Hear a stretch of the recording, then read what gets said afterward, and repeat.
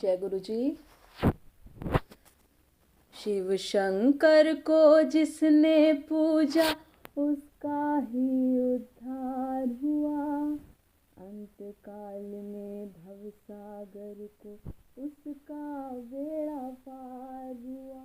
भोले शंकर की पूजा करो,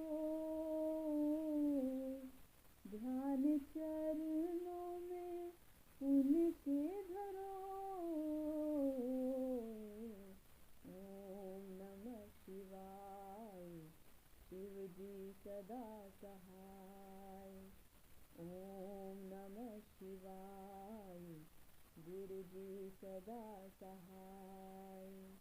शिव जी सदा सहाय, गुरु जी सदा सहाय।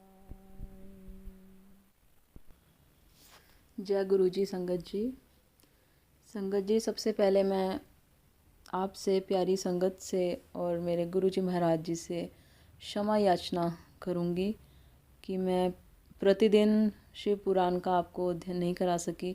प्रतिदिन मैं उसको नहीं आपको श्रवण करवा सकी। मेरी तबीयत ठीक नहीं थी संगत जी, आपसे मैं उसके लिए क्षमा मांगूंगी। संगत जी, हमने 13वां अध्याय का श्रवण किया था, जिसमें दक्ष की 60 कन्याओं का विवाह, दक्ष और वीरणी के यहाँ देवी शिवा का अवतार, दक्ष द्वारा उनकी स्तुति तथा सती के सद्गुणों एवं चेष्टाओं से माता पिता की प्रसन्नता, हमने इसका अध्ययन किया था संगत जी।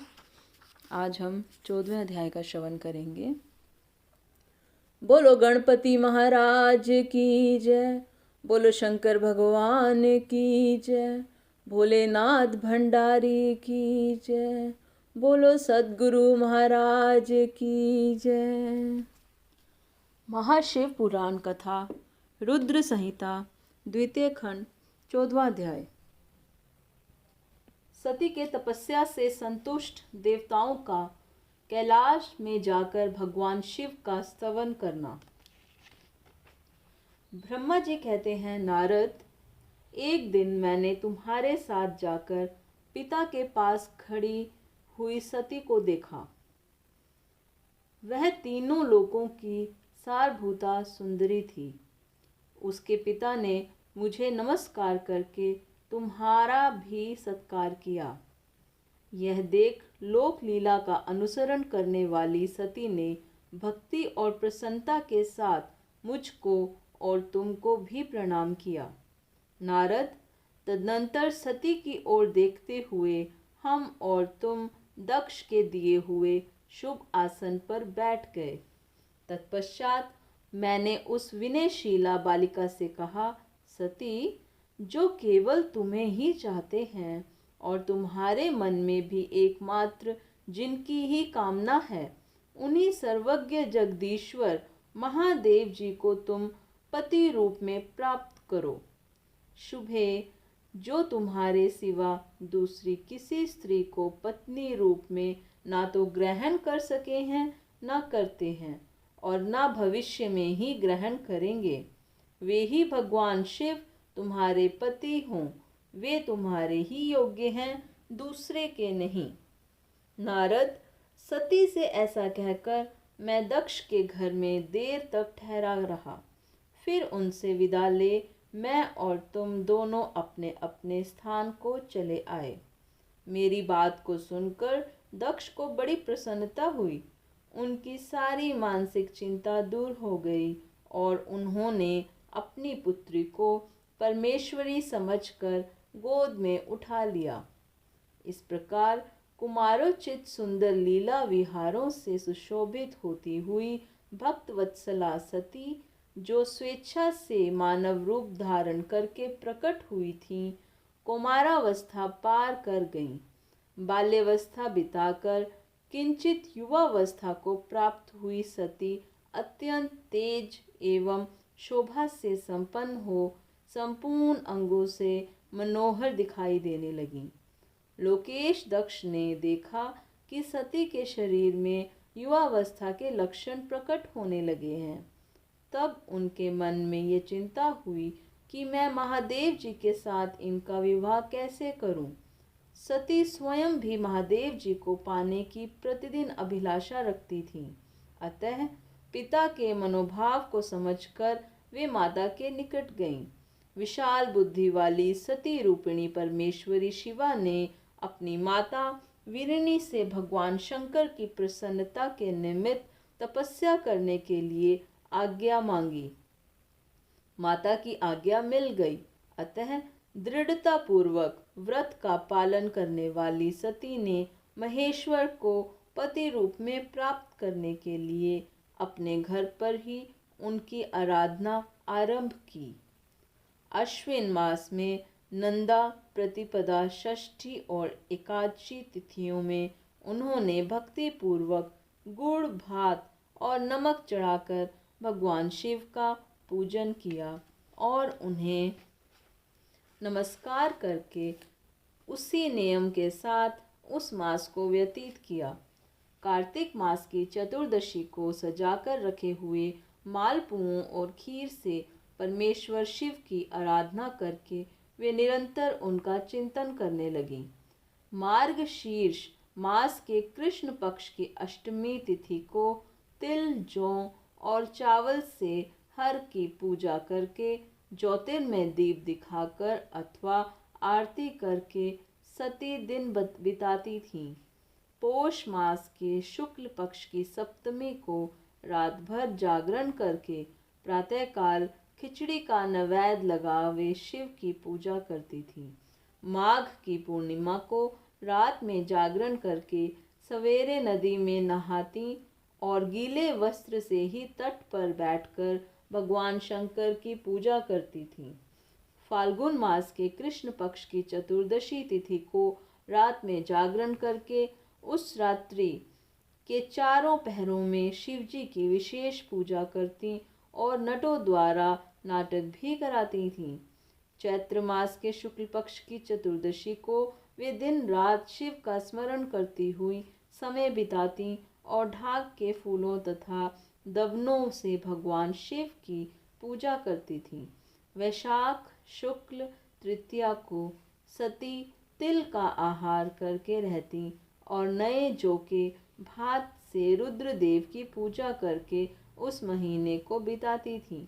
ज्येष्ठ की पूर्णिमा को रात में सुंदर वस्त्रों तथा भटकटैया के फूलों से शंकर जी की पूजा करके वे निराहार रहकर ही वह मास व्यतीत करती थीं।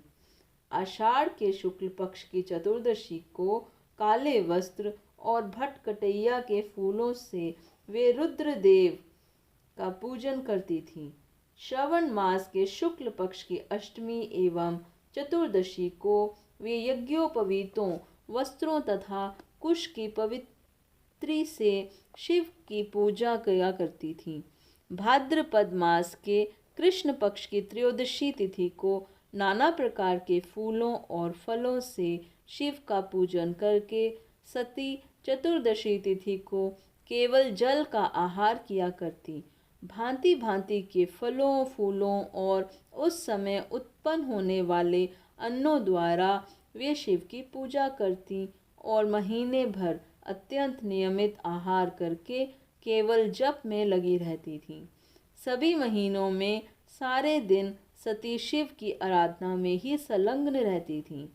अपनी इच्छा से मानव रूप धारण करने वाली वे देवी दृढ़तापूर्वक उत्तम व्रत का पालन करती थीं।